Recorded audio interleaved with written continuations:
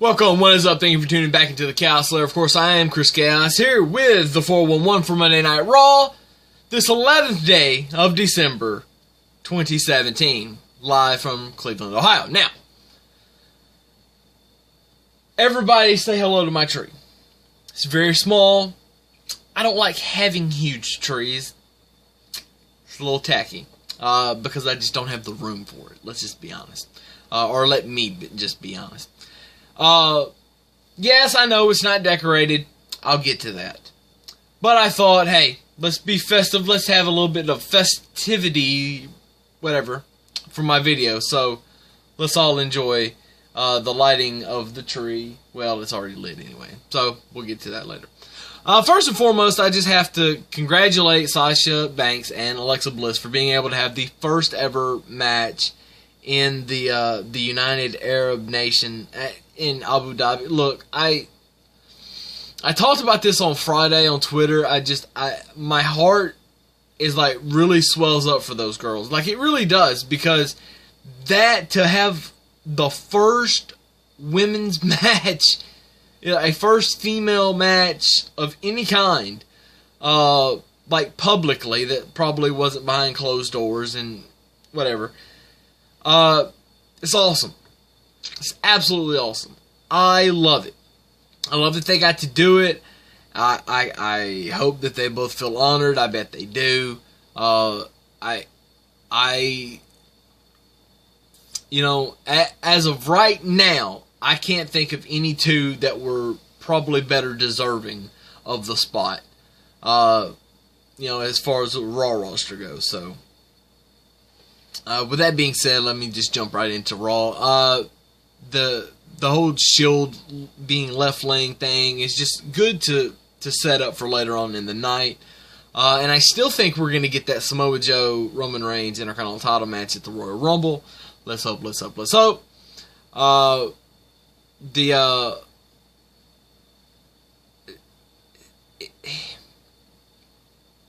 not loving the Shield.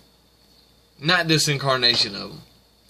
I think the Shield works better as a heel team and a heel faction than it does a babyface one, but we'll just see where this goes. I feel like after the Royal Rumble, they're all going to split off.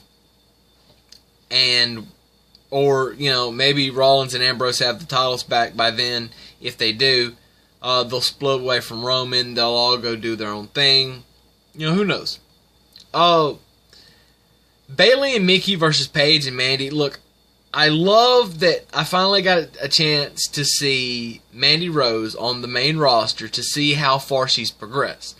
Now, that being said, it's not that great, but it wasn't, like, horrible.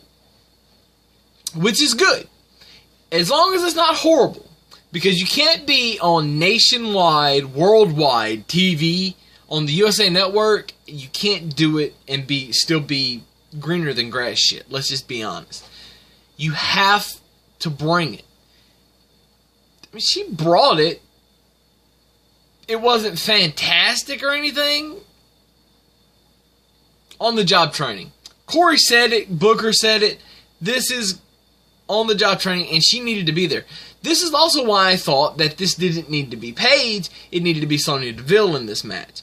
Now, Sonya is a way better wrestler than Mandy Rose is at this point.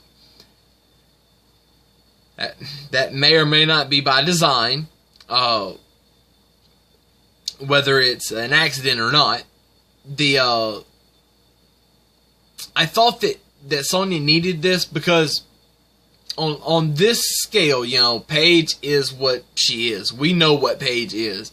But these other two girls, like some of us, the hardcore, quote-unquote, fans that watch NXT all the time, that follow it, that really know about these girls, we know what Sonya can do. We know that Mandy isn't that great, but she's getting better. But the worldwide audience doesn't know that. The everyday Joe doesn't know that.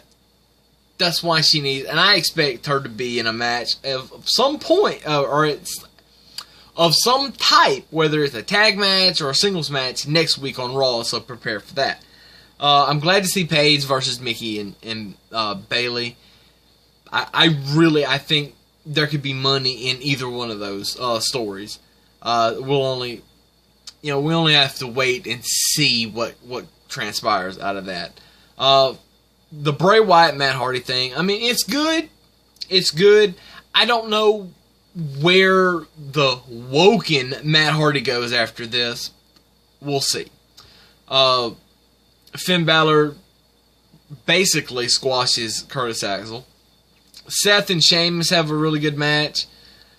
It's not, like, overly great, but it was still pretty good.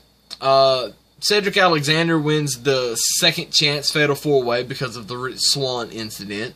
And I wanted to speak on that last night, but I'm not going to here. I may address that later on in the week in a video. I talked about it, I think, a little bit on Twitter, but I may not actually I may have not submitted that tweet. I may have actually thought twice about, because I had a bunch of harsh things to say. I'll have to go back and look and see if I even tweeted that. Roman and Cesaro had a fantastic match. It was absolutely great. Cesaro was the absolute best I have ever seen him tonight. People need to go back and watch this match and watch just the little things that Cesaro did. That as I'm watching it, I'm like kind of half asleep at the time, and it perks me up a little bit, and I start noticing this and noticing that, like just little things about, like, after Roman does that power bomb, which again I hate. You work on the guy's arm for the whole match, and then all of a sudden he can do, I know he's using this hand too, but he's using this arm, and you power bomb a guy. I hate that spot. I just do. But when the pin, Roman's got him down, both of Cesaro's legs, like one leg is here and one leg's over here, instead of the legs being here where they normally would be in that situation. And so when when Cesaro kicks out, he kicks the shoulder and the arm and stuff. Little things, like he's been working on the arm. So when he kicks out, he's going after the arm instead of just kicking out. He really kicked out. Little things like that. The transitions from one thing to the other. Look, Cesaro was just on top of his game tonight. It was phenomenal. Phenomenal, phenomenal, phenomenal. I hated the finish. I thought it needed to be just quicker. Like, I have no problem with the spear. It just needed to be like, bam, instead of him, like, kind of set it. He set it up, but he didn't set it up like he normally does. I have a little bit of a problem with him using the worked shoulder. He should have used the other one. I still think, Roman has been in the business, 7 years, he said on his promo last week. There's still little things that he needs to remember, that if I'm being worked on this arm, then I need to work off of this one. So it's just little things. Asuka and Foxy, of course, never happened. I'm glad we didn't get that. We don't need to see that again. Absolution gets absolutely demolished by the women's division, which was crazy to see. I was waiting on somebody to turn and help them. I have a feeling that there's going to be more. I just have that feeling. With the speculation of the Women's Royal Rumble, we're going to have more women coming in. Who knows? Who knows? Stay tuned, because it's going to get good. JJ and Kurt about Samoa Joe. I suspect that's probably going to happen next week as well. Oh, shit. Dean Ambrose and Samoa Joe, I thought was a really good match. I just hated that JJ got involved, or was involved in any of this. And they build this, several times. First time ever. And they made the emphasis on ever. Not, first time. It's first time ever. I just wish it would have been a little bit more special for the first time.